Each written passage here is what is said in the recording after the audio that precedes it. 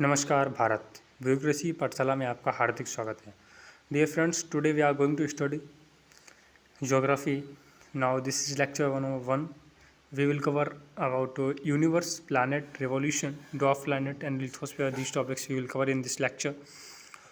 Now geography को मैं बता देता हूँ सिलेबस में क्या क्या टॉपिक्स हैं। जैसे कॉस्मोलॉजी है, फिर उसके बाद geomorphology, then climatology, then oceanography, then Indian geography. ये मतलब इस सीक्वेंस में ज्योग्राफी को पढ़ा जा सकता है। नाउ ज्योग्राफी ऐसा डिसिप्लिन, इसके जो फादर हैं इराटोस्थेनिस, इनके फादर ऑफ ज्योग्राफी इनको कब बोला जाता है। और जो ज्योग्राफी ये टर्म है दो शब्द से मिलकर बनाया है, geo and graphos, that means description of earth. Now PYQ से एक स्टार्ट करेंगे। ये CSE का सिविल सर्विस एग्जाम का प्री का एक PYQ है। What is the difference between asteroid and comets. First ये ऑप्शन गिवन है जो कि आप देख सकते हैं, and first and third is correct. इसमें एस्टेरॉयड्स और कॉमेट्स में डिफरेंस पूछा है, जो कि अभी हम आगे आने वाले लेक्चर्स में डिस्कस करेंगे। Now we are going to start this. Universe मतलब कि अगर रिलीजन के हिसाब से देखें, जो डिफरेंट रिलीजन्स हैं इंडिया ऑल ओवर वर्ल्ड में, उनके हिसाब से अब ब्रह्माहिक रिलीजन है वो कहता है कि जियोसेंट्रिक और हेलियोसेंट्रिक नाम की उन्होंने थ्योरीज दी कि इस तरह से ये ब्रह्मांड है, इस तरह से यूनिवर्स है, बना है। इंडिक जो है दैट इज सनातन धर्म, वो इसको ब्रह्म कहता है कि everything is Brahma, and universe को ब्रह्मांड कहता है अकॉर्डिंग टू सनातन धर्म। एंड फैक्ट और थ्योरी में बेसिकली डिफरेंस ये है, फैक्ट जो होते हैं वो ऑलवेज ट्रू होते हैं, और थ्योरी होती है वो ट्रू हो भी सकती है, फॉल्स भी हो सकती है। जैसे कि जो यूनिवर्स की ओरिजिन है उसके लिए सभी ने थ्योरी दी है, लेकिन किसी के पास फैक्ट नहीं है। That's why it can be true और फॉल्स। जैसे कि आगे थ्योरी डिस्कवर होती हैं, वैसे कि लास्ट वाली एविडेंस के बेस्ड पर गलत या सही साबित किए जाते हैं। Till now big bang theory is acceptable theory for the origin of universe then big bang theory. Now it's big bang theory क्या है, एक तरीके से मतलब कि बिग बैंग थ्योरी जो है जो जियोर्स लीमेत्रे ने दिया था, और इसके अकॉर्डिंग एक स्मॉल एटम है that contains all mass energy density and, और ये जो एटम है ये मतलब कि ये जो थ्योरी है वो सिंगुलरिटी पर रिलाई करती है कि मतलब कि एक कोई एटम है वो इनफाइनाइट मास, इनफाइनाइट एनर्जी और इनफाइनाइट डेंसिटी के साथ है, जो कि एक्सप्लोड कर रहा है, एक्सप्लोजन कर रहा है, एक्सपेंड कर रहा है, एक्सपेंशन हो रहा है। बैंग का मतलब होता है एक्सप्लोजन करना। इस तरह से आप देख सकते हैं, मतलब 13.8 बिलियन ईयर्स अगो ये एक्सपेंड हुआ था। देन 5 बिलियन ईयर्स पहले मिल्की वे गैलेक्सी और सन क्रिएट हुआ। देन 4.5 बिलियन ईयर्स अगो अर्थ क्रिएट हुई, and today it is expanding more and more. ये है बिग बैंग थ्योरी जो जियोर्स लीमेत्रे ने दी थी for the origin of universe. इसके उन्होंने एविडेंस क्या दिए थे, that evidence is supporting the big bang theory. First उन्होंने दिया था red shift Hubble's law.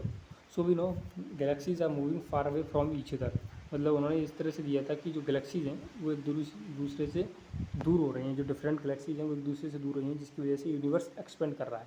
But I think it is unscientific explanation, because उन्होंने इसके लिए कोई भी साइंटिफिक एविडेंस नहीं दिया था। Second is cosmic microwave background radiation, एक फेंट ग्लो ऑफ लाइट जो यूनिवर्स में प्रेजेंट है।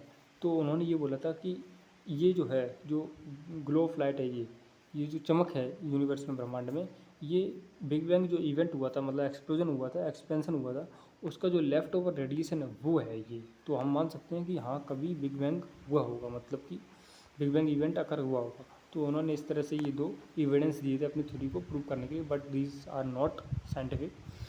नाउ सेलेस्टियल बॉडीज़ क्या होती हैं। Celestial bodies these are anything and everything natural that can be observe in space, जैसे galaxy, black hole, planets, dwarf planets, satellites, stars, asteroids, comets, meteorites, everything and anything that is present in that observed in space that is called celestial bodies. ये PYQ एक देख लीजिए आप, mains का है। Explain the geomagnetic field around the earth and discuss its significance to life on earth, मतलब कि इसको हम आगे जैसे आप लेक्चर कंप्लीट करेंगे, after that we will discuss this. या फिर आप सीरीज़ देख सकते हैं। प्लेलिस्ट में मैंने बना रखी है मेंस मॉड्यूल सीरीज, जिसमें मैंने ज्योग्राफी के 10 आंसर्स अभी तक डिस्कस कर दिए। And in upcoming video we are going to discuss more such answer. Now galaxy, what is galaxy? It is huge collection of celestial bodies, dust, gas, billions of star, solar system, इन सब का जो huge collection है उसी को Galaxy कहते हैं। और ये जो सब कुछ है, dust, gas, billions of stars और डिफरेंट सेलेस्टियल बॉडीज़, इनका जो कलेक्शन है वो ग्रेविटी के थ्रू होल्ड टुगेदर है। मतलब कि एक आपस में एक दूसरे से जुड़ा हुआ है ग्रेविटी के through. Then what is at the centre of galaxy and what is that source of energy? And that answer is super massive black hole is at the center of galaxy and it is the source of gravity. Our own galaxy, milky Way Galaxy है। Super massive black hole क्या है? Sagittarius A star. And arms of Galaxy, Orion, super, इस पर जहाँ पर हमारे सन located है, हमारा सन लोकेटेड है। एंड टाइप्स ऑफ गैलेक्सीज हम देख लेंगे, स्पायरल, इलेप्टिकल एंड इरेगुलर होती है। Light year, what is it? Is not a unit of time, it's a unit of distance. And light year is a total distance travelled by light in 1 year. Milky Way Galaxy क्या है? Approx 1 lakh light year का इसका diameter है Milky Way galaxy का। Now we are going to study about stars. These are giant glowing balls of gas and dust held together by gravity. And ये अपनी energy को खुद प्रोड्यूस करते हैं थ्रू न्यूक्लियर फ्यूजन। और इनका जो कलर होता है, स्टार्स का जो कलर होता है, वो डिटरमिन करता है इनका टेम्परेचर। ये क्वेश्चन एक बार प्री में पूछा जा चुका है कि स्टार्स का जो कलर होता है वो कौन क्या डिटरमाइन करता है? तो उनका टेम्परेचर उनका कलर डिटरमाइन करता है। एंड हॉटेस्ट स्टार ब्लू होता है एंड कोल्डेस्ट स्टार जो होता है वो रेड होता है। Now we are going to discuss life cycle of star. Nebula ये it is a collection of dust, ice, some cosmic radiations, radioactive materials, gases held together by gravity. इसी को dust cloud भी कहते हैं, globule कहते हैं। And जो ये गैस होती हैं वो आपस में रिएक्ट करती हैं एक दूसरे से। तो इस रिएक्शन की वजह से इनफ टेम्परेचर, डेंसिटी और एनर्जी जो होता है उसकी वजह से न्यूक्लियर फ्यूज़न होता है। देन जो बर्थ, जैसे प्रोटोस्टार होता है, प्रोटोस्टार से फिर ब्राउन ड्वार्फ बनता है, फिर उसके बाद मेन सीक्वेंस स्टार बनता है। देन स्लोली जो hydrogen get removes from its surface, then it become red giant, then it become supernova, then it become neutron star black hole. अब इसके साइज़ पर डिपेंड करता है कि वो ये क्या बनता है। अगर लो और मीडियम मास स्टार होगा, जैसे सन है, ठीक है, लो है और मीडियम मास है इसका, तो ये रेड जाइंट बनेगा। Then after planetary nebula, then after white dwarf and then black dwarf. अब जो हाई मास और मैसिव स्टार्स होते हैं, जैसे सीरियस है, तो वो होगा रेड सुपर जाइंट बनेगा। Then it will become supernova, then it becomes neutron star बन सकता है या फिर ब्लैक होल बन सकता है।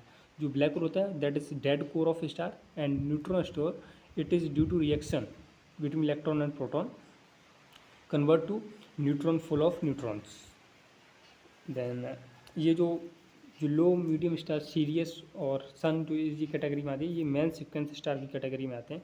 देन आफ्टर रेड जाइंट और जो रेड सुपर जाइंट होते हैं, ये ओल्डेस्ट कैटेगरी में आते हैं। एंड देन जो ये बचते हैं प्लैनेटरी, मतलब कि जो लो और मीडियम वाली कैटेगरी में प्लैनेटरी, वाइट ड्वार्फ और ब्लैक ड्वार्फ, और हाई मास मैसिव स्टार वाली कैटेगरी में सुपरनोवा, न्यूट्रॉन और ब्लैक होल, ये डेथ एंड रेमनेंट्स होते हैं इन्हीं स्टार के फॉर्मेशन में। So we get to know, depending upon its size, a star can become black dwarf, neutron star and black hole, 3 type से। Chandrasekhar limit देख लिखने, इसकी वैल्यू होती है 2.765 इंटू 10⁻30 kg और 1.4। If the mass of dead star is less than the given 1.4, जो value जो दी गई है चंद्रशेखर लिमिट की, then it remains the black dwarf. But if mass of dead star is greater than 1.4, जो लिमिट होती है इसकी value, then weight too much increase, so it collapse and become black hole और न्यूट्रॉन स्टार। ये मैंने इसके through diagram के through इसको डिफाइन किया है, देख लीजिए।